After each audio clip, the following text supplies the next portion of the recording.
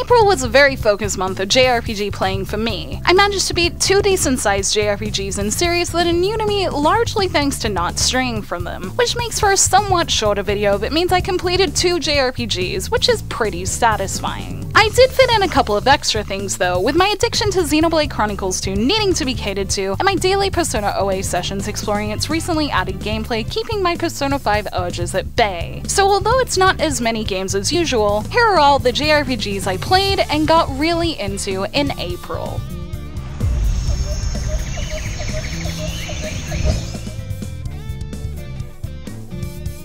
I'm a little surprised that Yakuza 6 is my JRPG of the month, but with the way I raced through its chapters because of how into it I was, it truly was my favorite JRPG of April. When I played its demo, I was brought in by its story and how deep and detailed its characters were, and this continued in its full game. Its characters balance being serious, funny, evil, and human, and finding out the heartfelt motives of its darker villains can be hooked from start to finish. The best part of it all is that I have plenty more to look forward to in its minigames and side stories as well. I played a small bit of these, but my first playthrough was definitely more main story focused, so I know that the next time I go back into Yakuza 6 there's plenty for me to do and stories for it to tell. All in all, I'm very glad what I liked about Yakuza 6's demo translated into its final game, and its story is a highlight for me in JRPGs this year so far, so I hope that sometime soon I can get into Yakuza 0 to get into more of this series' great story soon. My JRPG of March, Atelier, Lydie, and Suelle was something I still highly enjoyed in April as I came to the end of my 60 hours with it. While it was much more lighthearted, I liked its more relaxed approach to storytelling with its fun characters that made me want to get to know the other games in Atelier's mysterious trilogy. And its collection mechanic is something I enjoyed as I came to understand the more intricate parts of it, such as material quality and its effect on alchemy. The Atelier series is now also another I'd like to try more from in the future, but I also hope to get back into Lydie and Suelle sometime as well, as I have so many side events left to see. I was also happy to see that in future DLC there will be a Blue Reflection inspired world put into the English version, which gets me very excited, as Blue Reflection is probably my favorite game by Gust, and the world looks very accurate to what was in Blue Reflection. For now though, I'm pleased to say I enjoyed my 60 hours with Atelier, Lydie, and Suelle, and I'm thankful that it introduced me to a new, relaxing kind of JRPG.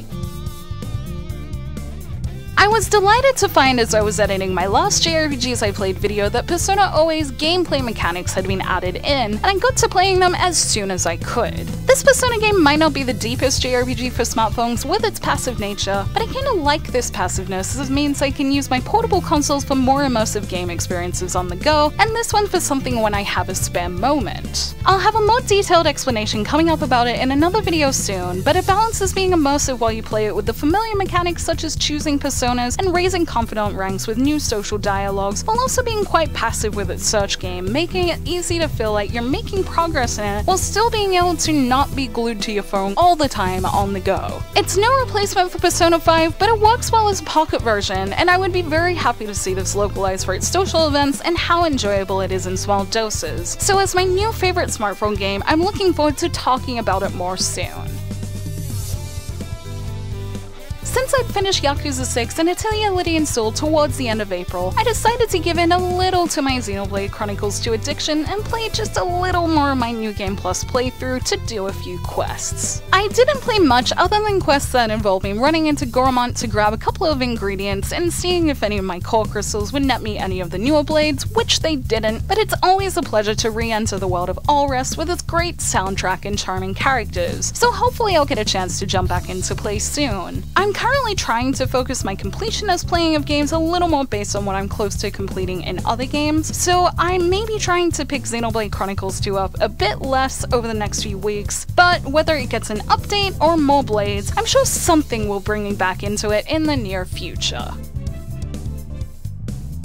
Ever since Little Witch Academia Chamber of Time's release date got properly announced, I've had it in my JRPG calendar for May, so as soon as May rolled around, I made sure to pre-order and have it ready to preload for its launch day. I haven't taken the time to watch any of the anime series yet like I wanted to, unfortunately, but regardless of whether I do, from the fun characters I saw in its Japanese demo, I hope it'll be as fun as I remember, and I'm looking forward to seeing its animated cutscenes. Another game I also pre-ordered for this month is the Japanese version of Persona 5 Dancing Star Night, which comes out towards the end of the month. Thankfully, Thankfully, rhythm games don't require a great amount of Japanese knowledge to be able to understand them, so I'm very excited to play what I assume will be great mixes of Persona 5's already fantastic soundtrack and the familiar rhythm game mechanics I enjoyed enough in Persona 4 Dancing All Night to make me platinum it, but this time on PS4 and with Persona 5 characters. And aside from new games, it looks like in the near future I will have some spare gaming time to give to Persona 2, so since I didn't play any Persona 2 in April, I hope to continue my mission of trying to complete it sooner rather than later. With 2 new JRPGs I'm looking forward to playing, Persona 2 and whatever experiences pop up in between, May is looking like an enjoyable month already, and I hope its games can impress me even half as much as the ones that did in April.